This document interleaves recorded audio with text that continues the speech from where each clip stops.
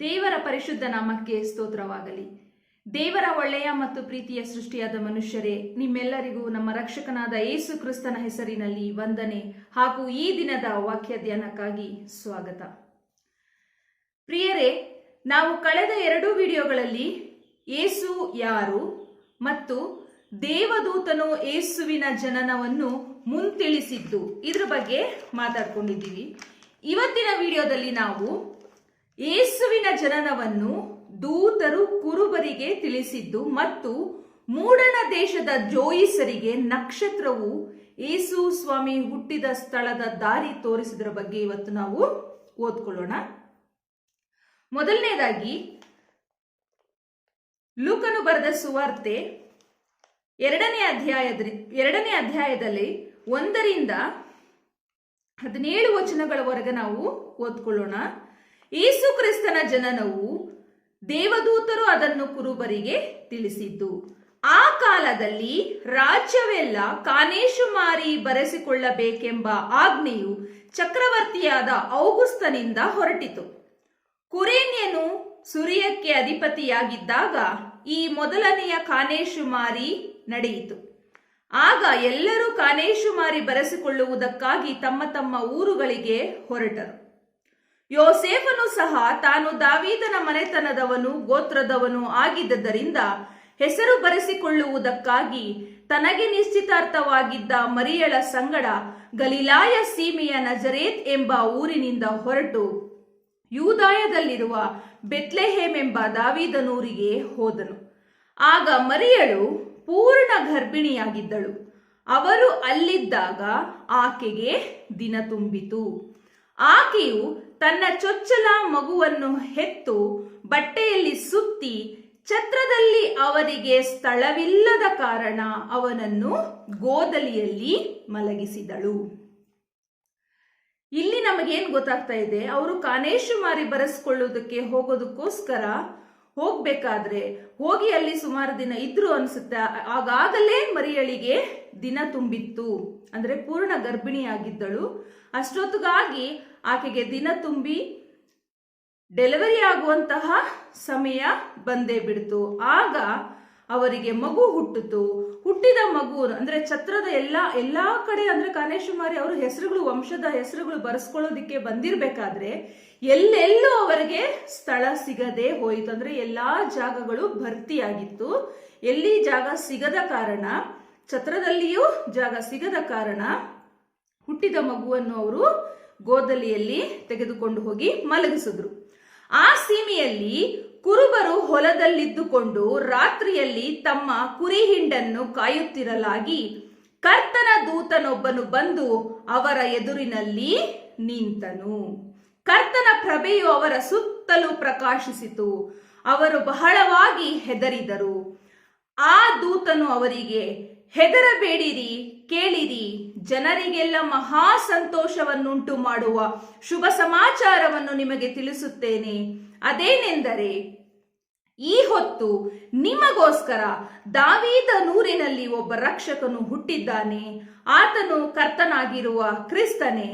ಆತನು ನಿಮಗೆ ಗೊತ್ತಾಗುವುದಕ್ಕೆ ಕುರಿತೇನೆಂದರೆ, ಬಟ್ಟೆಯಿಂದ ಸುತ್ತಿರುವ ಒಂದು ಕೂಸು ಗೋದಲಿಯಲ್ಲಿ ಮಲಗಿರುವುದನ್ನು ಕಾಣುವಿರಿ ಎಂದು ಹೇಳಿದನು. ಪಕ್ಕನೆ ಆ ದೂತನ ಸಂಗಡ ಪರಲೋಕ ಸೈನ್ಯದವರ ಒಂದು ದೊಡ್ಡ ಗುಂಪು ಕಾಣಿಸಿಕೊಂಡು, ಮೇಲಣ ಲೋಕಗಳಲ್ಲಿ ದೇವರಿಗೆ ಜಯ, ಭೂಲೋಕದಲ್ಲಿ ಮನುಷ್ಯರೊಳಗೆ ಸಮಾಧಾನ, ದೇವರು ಅವರಿಗೆ ಒಲಿಯುತ್ತಾನೆ ಎಂದು ದೇವರನ್ನು ಕೊಂಡಾಡುತ್ತಾ ಹೇಳಿದರು. ಇಲ್ಲಿ ಕುರುಬರು ಕುರಿ ಹಿಂಡನ್ನ ಕಾಯ್ತಾ ಇದ್ರು. ಅಂದ್ರೆ ರಾತ್ರಿ ಹೊತ್ತಲ್ಲಿ ಅವ್ರ ಕುರಿಗಳನ್ನೆಲ್ಲ ಒಂದು ಕಡೆ ಗುಂಪ ಮಾಡಿ ಅವರು ಒಂದು ಕಡೆ ಕೂತ್ಕೊಂಡಿರ್ಬೇಕಾದ್ರೆ ಆ ರಾತ್ರಿ ಸಮಯದಲ್ಲಿ ದೂತರು ಆ ಕುರುಬರಿಗೆ ಒಂದು ದರ್ಶನವನ್ನು ಕೊಟ್ರು. ಅಲ್ಲಿ ಹೇಳಿದ್ರು, ಹೆದರಬೇಡಿರಿ, ಕೇಳಿರಿ, ಮಹಾ ಸಂತೋಷವನ್ನುಂಟು ಮಾಡುವ, ಜನರಿಗೆಲ್ಲ ಮಹಾ ಸಂತೋಷವನ್ನುಂಟು ಮಾಡುವ ಶುಭ ಸಮಾಚಾರವನ್ನು ನಿಮಗೆ ತಿಳಿಸುತ್ತೇನೆ ಅಂತ ಹೇಳಿ ಯೇಸು ಸ್ವಾಮಿಯ ಜನನದ ಬಗ್ಗೆ ಕುರುಬರಿಗೆ ತಿಳಿಸಿಕೊಟ್ರು. ಇಲ್ಲಿ ನೋಡಿ, ಎಂಥ ಬಡ ಪರಿಸ್ಥಿತಿಯಲ್ಲಿರುವಂತಹ ಕುರುಬರಿಗೆ, ಬಡವರಿಗೆ, ಪ್ರಪಂಚದ ದೃಷ್ಟಿಯಲ್ಲಿ ಏನೂ ಅಲ್ಲದ ಅಲ್ಪರಾದವರಿಗೆ ದೇವರು ಮೊದಲನೇದಾಗಿ ಯೇಸು ಕ್ರಿಸ್ತನ ಜನನದ ಶುಭ ವಾರ್ತೆಯನ್ನು ತನ್ನ ದೂತರ ಮೂಲಕ ಸಾರಿದರು. ಅಂದ್ರೆ ಆಗಾಗಲೇ ಎಷ್ಟೋ ಜನ ಶ್ರೀಮಂತರು ಆ ಕಾಲದಲ್ಲೂ ಇರ್ತಾರೆ. ಅವರೆಲ್ಲರನ್ನು ಬಿಟ್ಟು ಪ್ರಥಮವಾಗಿ ಸುವಾರ್ತೆ ಸಾರಲ್ಪಟ್ಟಿದ್ದು ಬಡವರಿಗೆ. ಮುಂದೆ ನೋಡ್ತಾ ಹೋಗೋಣ. ಈ ರೀತಿಯಾಗಿ ಅವರು ಮೇಲಣಾಲೋಕಗಳಲ್ಲಿ ದೇವರಿಗೆ ಮಹಿಮೆ, ಭೂಲೋಕದಲ್ಲಿ ಮನುಷ್ಯರೊಳಗೆ ಸಮಾಧಾನ, ದೇವರು ಅವರಿಗೆ ಒಲಿಯುತ್ತಾನೆ ಅಂತ ಪರಲೋಕದ ದೂತರ ಸಂಗಡವೆಲ್ಲ ಹೇಳಿದರು. ದೂತರು ಅವರ ಬಳಿಯಿಂದ ಪರಲೋಕಕ್ಕೆ ಹೊರಟು ಹೋದ ಮೇಲೆ ಆ ಕುರುಬರು, ನಾವು ಈಗಲೇ ಬೆತ್ಲೆಹೇಮಿಗೆ ಹೋಗಿ ಕರ್ತನು ನಮಗೆ ತಿಳಿಯಪಡಿಸಿದ ಈ ಸಂಗತಿಯನ್ನು ನೋಡೋಣ, ನಡೆಯಿರಿ ಎಂದು ತಮ್ಮ ತಮ್ಮೊಳಗೆ ಮಾತಾಡಿಕೊಂಡು ತಟ್ಟನೆ ಹೋಗಿ ಮರಿಯಳನ್ನು, ಯೋಸೇಫನನ್ನು, ಗೋದಲಿಯಲ್ಲಿ ಮಲಗಿರುವ ಆ ಕೂಸನ್ನು ಕಂಡುಕೊಂಡರು. ಅದನ್ನು ನೋಡಿದಾಗ ಅವರು ಆ ಮಗುವಿನ ವಿಷಯದಲ್ಲಿ ತಮಗೆ ಹೇಳಿದ್ದ ಮಾತನ್ನು ತಿಳಿಯಪಡಿಸಿದರು. ದೂತರಿಂದ ಈ ಒಂದು ಶುಭವರ್ತಮಾನ ಕುರುಬರಿಗೆ ಸಿಕ್ಕ ತಕ್ಷಣನೇ ಅವರು ಆಗಲೇನೆ ತಮ್ಮ ತಮ್ಮೊಳಗೆ ಮಾತಾಡಿಕೊಂಡು, ನಾವು ಈಗಲೇ ಅಲ್ಲಿಗೆ ಹೋಗೋಣ, ಈಗಲೇ ಅಲ್ಲಿಗೆ ಹೋಗಿ ನಾವು ಆ ಮಗುವನ್ನು ನೋಡಿಕೊಂಡು ಬರೋಣ ಅಂತ ನಿರ್ಧಾರ ಮಾಡಿಕೊಂಡು ಹೊರಡ್ತಾರೆ. ಹಾಗೆ ಆ ಮಗುವನ್ನು, ಅದರ ತಾಯಿಯನ್ನು, ತಂದೆಯನ್ನು ಕಂಡು ಸಂತೋಷಪಟ್ಟು ಆ ಮಗುವಿನ ವಿಚಾರದಲ್ಲಿ ದೂತರು ತಮಗೆ ಕಾಣಿಸಿಕೊಂಡದ್ದನ್ನು, ಮಗುವಿನ ಜನನವನ್ನು ತಿಳಿಸಿದ್ದನ್ನು ಕುರಿತು ಅಲ್ಲಿರುವಂತ ತಂದೆ ತಾಯಿಗಳಿಗೆ ಆ ವಿಷಯವನ್ನ ಕುರುಬರು ಮುಟ್ಟಿಸ್ತಾರೆ. ಇದೇ ರೀತಿಯಾಗಿ ಎರಡನೇದಾಗಿ ಮೂಡಣ ದೇಶದ ಜೋಯಿಸರಿಗೆ ಒಂದು ನಕ್ಷತ್ರವು ಯೇಸು ಸ್ವಾಮಿ ಹುಟ್ಟಿದ್ದಾರೆ ಅನ್ನುವಂತ ಸೂಚನೆ ಕೊಡುತ್ತೆ. ಅದನ್ನ ನಾವು ನೋಡೋದಾದ್ರೆ ಮತ್ತಾಯನು ಬರೆದ ಸುವಾರ್ತೆ 2ನೇ ಅಧ್ಯಾಯ 1ರಿಂದ 12 ವಚನಗಳು ಪೂರ್ತಿಯಾಗಿ ನೋಡೋದಾದ್ರೆ, ಜೋಯಿಸರು ಮೂಡಲಿಂದ ಬಂದು ಯೇಸುವಿಗೆ ನಮಸ್ಕರಿಸಿದ್ದು. ಅರಸನಾದ ಹೆರೋದನ ದಿನಗಳಲ್ಲಿ ಯೂದಾಯ ಸೀಮೆಯ ಬೆತ್ಲೆಹೇಮ್ ಎಂಬ ಊರಲ್ಲಿ ಯೇಸು ಹುಟ್ಟಿದಾಗ ಮೂಡಣ ದೇಶದ ಜೋಯಿಸರು ಯೆರೂಸಲೇಮಿಗೆ ಬಂದು, ಯಹೂದ್ಯರ ಅರಸನಾಗಿ ಹುಟ್ಟಿದವನು ಎಲ್ಲಿದ್ದಾನೆ? ಯಹೂದ್ಯರ ಅರಸನಾಗಿ ಹುಟ್ಟಿದ್ದವನು ಎಲ್ಲಿದ್ದಾನೆ? ಆತನನ್ನು ಸೂಚಿಸುವ ನಕ್ಷತ್ರವನ್ನು ನಾವು ಮೂಡಣ ದೇಶದಲ್ಲಿ ಕಂಡು ಆತನಿಗೆ ಅಡ್ಡ ಬೀಳುವುದಕ್ಕೆ ಬಂದೆವು ಅಂದರು. ಇದನ್ನು ಕೇಳಿ ಅರಸನಾದ ಹೆರೋದನು, ಅವನ ಕೂಡ ಯೆರೂಸಲೇಮಿನವರೆಲ್ಲರೂ ಕಳವಳಪಟ್ಟರು. ಅವನು ಯಹೂದ್ಯರ ಎಲ್ಲಾ ಮಹಾಯಾಜಕರನ್ನು, ಶಾಸ್ತ್ರಿಗಳನ್ನು ಕೂಡಿಸಿ ಕ್ರಿಸ್ತನು ಹುಟ್ಟಬೇಕಾದದ್ದು ಎಲ್ಲಿ ಎಂದು ಅವರನ್ನು ಕೇಳಿದನು.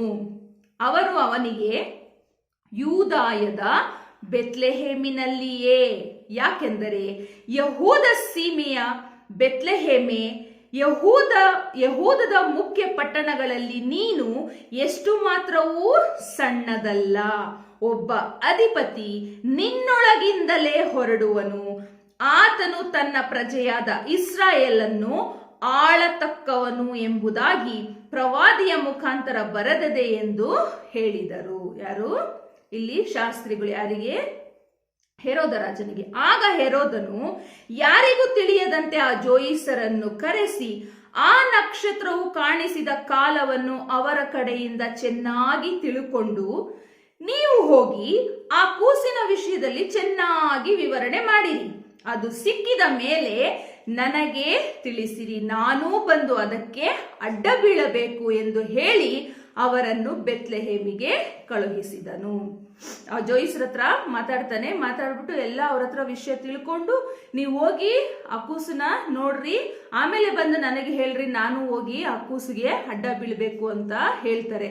ಅವರು ಅರಸನ ಮಾತನ್ನು ಕೇಳಿ ಹೊರಟಾಗ ಮೂಡಣ ದೇಶದಲ್ಲಿ ಕಂಡ ನಕ್ಷತ್ರವು ಅವರ ಮುಂದೆ ಮುಂದೆ ನಡೆದು ಕೂಸು ಇದ್ದ ಸ್ಥಳದ ಮೇಲೆ ಬಂದು ನಿಂತಿತು. ಕೂಸು ಇದ್ದ ಸ್ಥಳ ಅಂದ್ರೆ ಒಂದು ಗೋದಲಿಯಲ್ಲಿ ಆ ಕೂಸನ್ನ ಮಲಗಿಸಿರ್ತಾರಲ್ಲ, ಆ ಸ್ಥಳಕ್ಕೆ ಬಂದು ಆ ನಕ್ಷತ್ರ ನಿಂತ್ಕೊಳ್ಳುತ್ತೆ. ಆಗ ಅವರು ನಕ್ಷತ್ರವನ್ನು ಕಂಡು ಅತ್ಯಂತ ಸಂತೋಷಪಟ್ಟರು ಮತ್ತು ಆ ಮನೆಯೊಳಕ್ಕೆ ಹೋಗಿ ಆ ಕೂಸನ್ನು ಅದರ ತಾಯಿಯಾದ ಮರಿಯಳ ಬಳಿಯಲ್ಲಿ ಕಂಡು ಅದಕ್ಕೆ ಸಾಷ್ಟಾಂಗ ನಮಸ್ಕಾರ ಮಾಡಿ ತಮ್ಮ ಗಂಟುಗಳನ್ನು ಬಿಚ್ಚಿ ಅದಕ್ಕೆ ಚಿನ್ನ, ಧೂಪ, ರಕ್ತ ಬೋಳಗಳನ್ನು ಕಾಣಿಕೆಯಾಗಿ ಕೊಟ್ಟರು. ಆಮೇಲೆ ದೇವರು ಕನಸಿನಲ್ಲಿ ಅವರಿಗೆ ನೀವು ಹೆರೋದನ ಬಳಿಗೆ ತಿರುಗಿ ಹೋಗಬಾರದೆಂದು ಅಪ್ಪಣೆ ಕೊಟ್ಟದ್ದರಿಂದ ಅವರು ಮತ್ತೊಂದು ದಾರಿಯಿಂದ ತಮ್ಮ ದೇಶಕ್ಕೆ ಹೊರಟು ಹೋದರು. ಈ ರೀತಿಯಾಗಿ ಅವರೂ ಸಹ ನಕ್ಷತ್ರವು ಸೂಚನೆ ಕೊಟ್ಟ ಪ್ರಕಾರ ನಕ್ಷತ್ರವನ್ನು ಹಿಂಬಾಲಿಸಿಕೊಂಡು ಹೋಗಿ ಯೇಸು ಸ್ವಾಮಿ ಇದ್ದಂತ ಸ್ಥಳವನ್ನು ಮೂಡಣ ದೇಶದ ಜೋಯಿಸರು ಕಂಡುಕೊಂಡದ್ದು ಮಾತ್ರವಲ್ಲದೆ ಆ ಮನೆಯೊಳಕ್ಕೆ ಹೋಗಿ ಯೇಸು ಸ್ವಾಮಿಯ ದರ್ಶನವನ್ನು ಮಾಡಿ ಆ ಯೇಸು ಸ್ವಾಮಿಗೆ ಚಿನ್ನ, ಧೂಪ, ರಕ್ತ ಬೋಳಗಳನ್ನು ಕಾಣಿಕೆಯಾಗಿ ಕೊಟ್ಟರು. ಸಾಷ್ಟಾಂಗ ನಮಸ್ಕಾರವನ್ನು ಮಾಡಿದರು. ನಂತರ ಅವರಿಗೆ ಕರ್ತನ ದೂತನು ಕನಸಿನಲ್ಲಿ ಕಾಣಿಸಿಕೊಂಡು ನೀವು ಮತ್ತೆ ಹೆರೋದನ ಬಳಿಗೆ ಹೋಗಬಾರದೆಂದು ಸೂಚಿಸಿದರು. ಆಗ ಅವರು ಬಂದ ದಾರಿಯನ್ನು ಬಿಟ್ಟು ಬೇರೊಂದು ದಾರಿಯನ್ನು ಸುತ್ತಿಕೊಂಡು ಅವರ ಸ್ಥಳಗಳಿಗೆ ವಾಪಸ್ಸು ಹೊರಟು ಹೋದರು. ಪ್ರಿಯರೇ, ಇದು ಯೇಸು ಸ್ವಾಮಿಯ ಜನನದ ಕುರಿತು ದೇವದೂತರು ಕುರುಬರಿಗೆ ತಿಳಿಸಿದ್ದು ಮತ್ತು ಒಂದು ನಕ್ಷತ್ರ, ಪ್ರಕಾಶಿಸುವ ನಕ್ಷತ್ರ ಯೇಸು ಕ್ರಿಸ್ತನ ಜನನವನ್ನು ಕುರಿತು ಜೋಯಿಸರಿಗೆ ಕಾಣಿಸಿಕೊಂಡದ್ದು ಮತ್ತು ಅವರಿಗೆ ಸ್ವಾಮಿಯ ಒಂದು ದಾರಿ ತೋರಿಸಿದ್ದು, ಸ್ವಾಮಿ ಜನಿಸಿದ ಸ್ಥಳದ ದಾರಿಯನ್ನು ತೋರಿಸಿದ್ದು ಈ ರೀತಿಯಾಗಿ ನಮಗೆ ಬೈಬಲ್ನಲ್ಲಿ ತಿಳಿಯಲ್ಪಟ್ಟಿದೆ. ಹಾಗಾಗಿ ಈ ಬರ್ತಾ ಇರುವಂತಹ ವಿಡಿಯೋಗಳಲ್ಲಿ ನಾವು ಒಂದಾದ್ಮೇಲೆ ಒಂದು ತಿಳ್ಕೊಳ್ತಾ ಬರ್ತಾ ಇದ್ದೀವಿ. ಯೇಸು ಸ್ವಾಮಿ ಯಾರು, ಯೇಸು ಸ್ವಾಮಿ ಹುಟ್ಟೋದಕ್ಕಿಂತ ಮುಂಚೆ ದೂತರು ಯಾರ್ಯಾರಿಗೆ ತಿಳಿಸ್ಕೊಟ್ರು, ಹುಟ್ಟಿದ ನಂತರ ಯಾರ್ಯಾರಿಗೆ ತಿಳಿಸ್ಕೊಟ್ರು ಅನ್ನೋದನ್ನ ಈಗ ನಾವು ನೋಡಿದ್ದೀವಿ. ನನ್ನ ಮುಂದಿನ ವಿಡಿಯೋದಲ್ಲಿ ಯೇಸು ಸ್ವಾಮಿ ಈ ಲೋಕದಲ್ಲಿ ಹುಟ್ಟಲು ಕಾರಣ ಏನು ಅನ್ನೋದ್ರ ಬಗ್ಗೆ ತಿಳಿಸ್ಕೊಡ್ತೀನಿ. ಹಾಗಾಗಿ ಎಲ್ಲರೂ ವಿಡಿಯೋನ ಪೂರ್ತಿಯಾಗಿ ನೋಡಬೇಕಾಗಿ ಕೇಳ್ಕೊಳ್ತೀನಿ. ಮತ್ತೆ ನನಗಾಗಿ, ನನ್ನ ಸೇವೆಗಾಗಿ ಪ್ರಾರ್ಥಿಸಿ. ಏನಂದ್ರೆ ನಾನು ಬಯಸ್ತಾ ಇರೋದು, ಬರ್ತಾ ಲೋಕದಲ್ಲಿ ಪಾಪ ಹೆಚ್ಚಾಗ್ತಾ ಇರೋದ್ರಿಂದ ನಮಗಾಗಿ ಯೇಸು ಸ್ವಾಮಿ ಹುಟ್ಟಿ, ನಮ್ಮ ಪಾಪಗಳ ಕ್ಷಮಾಪಣೆಗಾಗಿ ಹುಟ್ಟಿ, ನಮ್ಮನ್ನು ರಕ್ಷಿಸುವುದಕ್ಕಾಗಿ ಆತನು ಬಂದಿರುವಾಗ ಆತನ ಪ್ರೀತಿಗೆ ನಾವು ತಲೆಬಾಗಿ ಆತನಿಗೋಸ್ಕರ ನಾವು ಏನೇನು ಮಾಡಬೇಕು ನಾವು ಅದನ್ನು ಮಾಡಬೇಕು. ಪ್ರತಿನಿತ್ಯ ವಾಕ್ಯ ಓದೋದ್ರಲ್ಲಿ, ಪ್ರಾರ್ಥನೆ ಮಾಡೋದ್ರಲ್ಲಿ, ದೇವರ ಮೇಲೆ ನಾವು ಜಾಸ್ತಿ ಆತ್ಕೊಳ್ಳೋದ್ರಲ್ಲಿ, ಭರವಸೆ ಇಡೋದ್ರಲ್ಲಿ ನಾವು ಸಿದ್ಧರಾಗಿರಬೇಕು.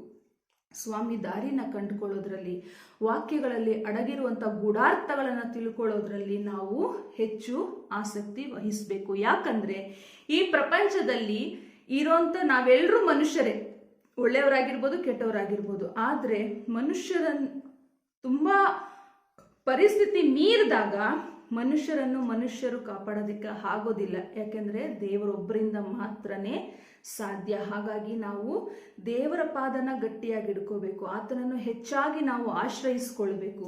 ಅವರೇ ನಮ್ಮ ಭದ್ರವಾದ ಕೋಟೆ, ಗುರಾಣಿ ಅಂತ ನಾವು ನಂಬಿಕೆಯಿಂದ ತಿಳ್ಕೊಂಡು ಭದ್ರವಾಗಿ ನಾವು ಆತನ ಪಾದಗಳನ್ನು ಹಿಡ್ಕೊಳ್ಳೋದಾದ್ರೆ ಈ ಲೋಕದ ಯಾತ್ರೆಯಲ್ಲಿ ದೇವರು ನಮ್ಮನ್ನು ಎಲ್ಲ ರೀತಿಯ ಕಷ್ಟಗಳಿಂದ ಬಿಡಿಸಿ ಕಾಪಾಡಲು ಶಕ್ತನಾಗಿದ್ದಾನೆ. ಅದನ್ನು ನಾವು ದೇವಜನರು ಅಂತ ಹೇಳ್ಕೊಂಡು ಈ ಭೂಲೋಕದಲ್ಲಿ ಜೀವಿಸ್ತಾ ಇರೋದು ಮಾತ್ರವಲ್ಲದೆ ನಮ್ಮ ಜೀವಿತ ಅನುಭವಗಳನ್ನು ಸಹ ಜನರಿಗೆ ತಿಳಿಸಿ ದೇವರ ಕೃಪೆಯಿಂದನೇ ನಾವು ಬದುಕ್ತಾ ಇರೋದು ಅನ್ನೋದನ್ನ ಸಾಕ್ಷಿಯಾಗಿ ತೋರಿಸ್ಕೊಟ್ಟು ನಾವು ಬದುಕಬೇಕಾಗೈತೆ. ಇದೇ ದೇವರು ನಮ್ಮಿಂದ ಬಯಸುವಂಥದ್ದು. ಹಾಗಾಗಿ ಆ ದಾರಿನಲ್ಲಿ ನಾವು ನಡೆಯೋದಕ್ಕಾಗಿ ದೇವರು ಸಹಾಯ ಮಾಡಲಿ ಅಂತ ಕೇಳ್ಕೊಳ್ಳೋಣ. ಸಣ್ಣದೊಂದು ಪ್ರಾರ್ಥನೆ ಮಾಡಿಕೊಳ್ಳೋಣ. ಪರಲೋಕ ಭೂಲೋಕಗಳನ್ನು ಸೃಷ್ಟಿಸಿದ ತಂದೆಯೇ ಸ್ವಾಮಿ, ನಿನ್ನ ಜನನದ ಕುರಿತು ನಾವು ಓದಿ ತಿಳ್ಕೊಳ್ಳುತ್ತಾ ಇದ್ದೇವೆ ಸ್ವಾಮಿ. ಅದಕ್ಕಾಗಿ ನೀನು ಕೊಟ್ಟಂಥ ಕೃಪೆಗಾಗಿ ಸ್ತೋತ್ರ ಸ್ವಾಮಿ. ವಾಕ್ಯ ಕೇಳುವುದರಲ್ಲಿಯೂ ಓದುವುದರಲ್ಲಿಯೂ ಕಳೆದಂತಹ ಕಾಲವು ವ್ಯರ್ಥವಾಗುವುದಿಲ್ಲ ಎಂದು ತಿಳಿಸಿಕೊಟ್ಟಿದ್ದಿ ಸ್ವಾಮಿ. ಇಗೋ ಸ್ವಾಮಿ, ದೇವರ ರಾಜ್ಯಕ್ಕಾಗಿ ನೀತಿಗಾಗಿ ತವಕ ಪಡಿರಿ ಎಂದು ಹೇಳಿದ್ದಿ ತಂದೆಯೇ. ಹಾಗಾಗಿ ನಾವು ನಿನ್ನ ರಾಜ್ಯಕ್ಕಾಗಿಯೂ ನೀತಿಗಾಗಿಯೂ ತವಕ ಪಡುವಾಗ ಸ್ವಾಮಿ, ಇಗೋ ಸ್ವಾಮಿ, ನಮಗೆ ಸಹಾಯ ಮಾಡು ತಂದೆಯೇ. ನಾವು ಈಗ ತಾನೇ ಮಾತಾಡಿಕೊಂಡ ಹಾಗೆ ನಮ್ಮ ಜೀವಿತದ ಮೂಲಕ ನಿನಗೆ ಸಾಕ್ಷಿಯ ಜೀವಿತವಾಗಿ ನಾವು ಜೀವಿಸಬೇಕೆಂದು ಅಂದುಕೊಂಡಿರುವಾಗ ನಮಗೆ ಬೇಕಾಗಿರುವಂಥ ಎಲ್ಲ ಶಕ್ತಿ, ಸಾಮರ್ಥ್ಯ, ಜ್ಞಾನ, ಬುದ್ಧಿಗಳನ್ನು ದಯಪಾಲಿಸಿಕೊಡು. ಹೇರಳವಾಗಿ ನಿನ್ನ ಒಂದು ಆಶೀರ್ವಾದ ಕೃಪೆಗಳಿಂದ ನಮ್ಮನ್ನು ನಡೆಸುವಂಥವನಾಗು ಸ್ವಾಮಿ. ನೀನೇ ನಮ್ಮೆಲ್ಲರ ಜೀವನಕ್ಕೆ ಭದ್ರವಾದ ಕೋಟೆ, ಗುರಾಣಿಯಾಗಿದ್ದು ಕಾಯ್ದು ಕಾಪಾಡಬೇಕಾಗಿ ಬೇಡಿಕೊಳ್ಳುತ್ತೇವೆ. ಎಲ್ಲ ಸೈತಾನನ ಶೋಧನೆಗಳನ್ನು ಎದುರಿಸಲು ನೀನು ಕೊಡುವಂಥ ಸರ್ವಾಯುಧಗಳನ್ನು ನಾವು ಧರಿಸಿಕೊಂಡು ಯುದ್ಧಕ್ಕೆ ಸನ್ನದ್ಧರಾಗಿರುವಂತಹ ಸೈನಿಕರಾಗಿ ನಿಲ್ಲಲು ನಮಗೆ ಸಹಾಯ ಮಾಡು ಸ್ವಾಮಿ. ನಾವು ಯುದ್ಧಕ್ಕೆ ಸನ್ನದ್ಧರಾಗಿ ನಿಂತ ಸೈನಿಕರಾದಾಗ್ಯೂ ಜಯವು ಯೆಹೋವನಿಂದಲೇ ಸ್ವಾಮಿ. ನಮ್ಮ ಜೀವಿತದ ಜಯಗಳು ನಿನ್ನ ಕೈಯಲ್ಲಿವೆ. ನಿನ್ನ ಕೈಗಳನ್ನೇ ನಾವು ಕಣ್ಣೆತ್ತಿ ನೋಡುವಾಗ ಸ್ವಾಮಿ, ಸಹಾಯವು ನಿನ್ನಿಂದ ಹರಿದು ಬರಲಿ. ಅದಕ್ಕಾಗಿ ನಾವು ಕಾದು ಕುಳಿತಿದ್ದೇವೆ ಸ್ವಾಮಿ. ನಮ್ಮೆಲ್ಲರನ್ನು ಇಂದು ಒಟ್ಟಾಗಿ ಕೂಡಿಸಿ ರಕ್ಷಿಸುತ್ತಿರುವುದಕ್ಕಾಗಿ ಸ್ತೋತ್ರ. ನಂಬಿಕೆಯಿಂದ ವಾಕ್ಯ ಕೇಳಿ ತಲೆಬಾಗಿ ಪ್ರಾರ್ಥಿಸುತ್ತಿರುವಂಥ ಪ್ರತಿಯೊಂದೊಂದು ಕುಟುಂಬವನ್ನು ಆಶೀರ್ವದಿಸು. ಪ್ರತಿಯೊಬ್ಬೊಬ್ಬರನ್ನು ಹೆಸರಾಗಿ ಆಶೀರ್ವದಿಸು. ಅವರ ಹೃದಯಾಂತರಾಳಗಳಲ್ಲಿರುವಂತಹ ಎಲ್ಲ ನೋವು, ಬಾಧೆ, ಕಷ್ಟಗಳನ್ನು ನೀನು ಅರಿತಂಥವನಾಗಿದ್ದಿ ಸ್ವಾಮಿ. ಅವೆಲ್ಲವುಗಳಿಂದ ಅವರನ್ನು ಬಿಡಿಸು. ಎಲ್ಲ ರೀತಿಯ ಸೈತಾನನ ತಂತ್ರೋಪಾಯಗಳಿಂದ ಬಿಡಿಸು, ಬಂಧನಗಳಿಂದ ಬಿಡಿಸಬೇಕಾಗಿ ಬೇಡಿಕೊಳ್ಳುತ್ತೇನೆ ಸ್ವಾಮಿ. ನಜರೇತಿನ ಯೇಸು ಕ್ರಿಸ್ತನ ಹೆಸರಿನಲ್ಲಿ ಬೇಡುತ್ತೇವೆ. ಪುನರುತ್ಥಾನವಾದ ಯೇಸು ಕ್ರಿಸ್ತನ ಹೆಸರಿನಲ್ಲಿ ಬೇಡಿಕೊಳ್ಳುತ್ತೇವೆ ಸ್ವಾಮಿ. ನಮ್ಮೆಲ್ಲರನ್ನು ಆಶೀರ್ವದಿಸಿ ಕಾಯ್ದು ಕಾಪಾಡಿ ಕೈ ಹಿಡಿದು ನಡೆಸು ಸ್ವಾಮಿ. ನಮ್ಮನ್ನು ನಾವು ತಗ್ಗಿಸುತ್ತೇವೆ. ಎಲ್ಲ ಘನ, ಮಾನ, ಮಹಿಮೆ ಯುಗ ಯುಗಾಂತರಗಳಲ್ಲಿಯೂ ನಿನಗೆ ಸಮರ್ಪಕವಾಗಿರಲಿ. ಯೇಸುವಿನ ಹೆಸರಿನಲ್ಲಿ ಪ್ರಾರ್ಥನೆಯನ್ನು ನಂಬಿಕೆಯಿಂದ ಬೇಡಿ ಹೊಂದಿದ್ದೇವೆ ನಮ್ಮ ತಂದೆಯೇ, ಆಮೇನ್. ತಂದೆಯಾದ ದೇವರು ನಿಮ್ಮೆಲ್ಲರನ್ನು ಹೆಚ್ಚಾಗಿ ಆಶೀರ್ವದಿಸಿ ಕಾಯ್ದು ಕಾಪಾಡಿ ಆತನು ತನ್ನ ರೆಕ್ಕೆಯ ಮಡಿಯಲ್ಲಿ ನಿಮ್ಮೆಲ್ಲರನ್ನು ಇಟ್ಟು ನಮ್ಮನ್ನೂ ಸಹ ಇಟ್ಟು ಕಾಯ್ದು ಕಾಪಾಡಬೇಕಾಗಿ ಬೇಡಿಕೊಳ್ಳುತ್ತೇನೆ. ನಿರಂತರವಾಗಿ ಪ್ರಾರ್ಥನೆ ಮಾಡುತ್ತಿರುವವರಾಗಿರ್ರಿ. ನನಗಾಗಿ, ನನ್ನ ಸೇವೆಗಾಗಿಯೂ ಸಹ ಪ್ರಾರ್ಥನೆ ಮಾಡಿರಿ. ದೇವರು ನಿಮ್ಮೆಲ್ಲರನ್ನು ಆಶೀರ್ವದಿಸಲಿ. ನಮಸ್ತೆ.